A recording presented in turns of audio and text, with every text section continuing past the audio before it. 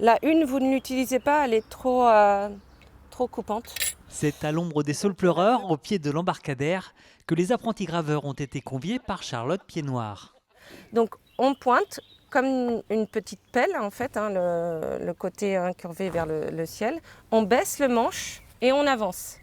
L'idée c'était de dépoussiérer un petit peu le côté académique de la gravure et puis de l'amener en plein air pour que le public s'initie en fait rapidement aux techniques d'impression.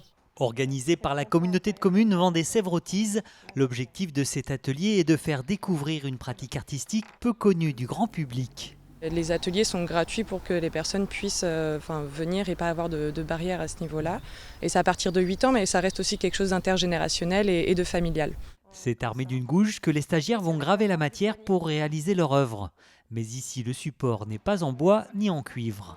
C'est le linoléum, comme le revêtement de sol, sauf que là c'est du linoléum artistique, donc un peu plus épais et pas du tout plastifié en fait, avec du lin derrière. C'est de la gravure en relief, c'est-à-dire que ce qui est creusé sera blanc à l'impression. Et après avoir choisi son sujet, Je veux dessiner une danseuse, un flamant rose. Au début, je voulais dessiner une table de ping-pong. Après, je me suis dit que ça ressemblait plus à un pont, donc je vais dessiner un pont. Et à la fin, ça fait un colisée. place à la gravure.